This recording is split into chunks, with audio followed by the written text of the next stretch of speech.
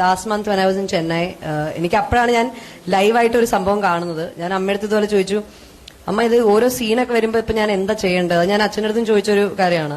പക്ഷെ both are different ways of perception. എന്നാലും ഞാൻ അമ്മയുടെ ചോദിച്ചപ്പോ ഒരു സീൻ കിട്ടുകയാണ്, അത് പക്ഷെ എങ്ങനെ മനസ്സിലാവും, കോമഡി ആണെന്ന് എങ്ങനെ മനസ്സിലാവും, അല്ലെങ്കിൽ എന്താ പറയാ ഒരു സീരിയസ് ആണെങ്കിൽ അല്ലെങ്കിൽ ആ ഒരു സിറ്റുവേഷനിൽ എന്താണ് കറക്റ്റ് ആയിട്ട് എക്സിക്യൂട്ട് ചെയ്യേണ്ടതെന്ന് എങ്ങനെ അറിയാം? പുള്ളിക്കാരി ജസ്റ്റ് വന്നിട്ട് ഇങ്ങനെ, അത് മക്കളെ ഒരു കാര്യം പറയാം, ഇവിടെ വന്നിട്ട് ഇപ്പൊ എനിക്കൊരു സാധനം അത് എടുക്കണം, ഇത് എടുക്കണം എന്നൊരു സിറ്റുവേഷൻ പറഞ്ഞു. എന്നിട്ട് ഷീ ജസ്റ്റ് ആക്ടഡ് ഔട്ട്. അത് നമ്മളിങ്ങനെ വെറുതെ അവിടെ നിന്ന് ചുമ്മാ നമ്മൾ ബിഹേവ് ചെയ്യത്തില്ല, അതുപോലത്തെ ഒരു സംഭവം ചുമ്മാ അങ്ങ് കാണിച്ചു തന്നു.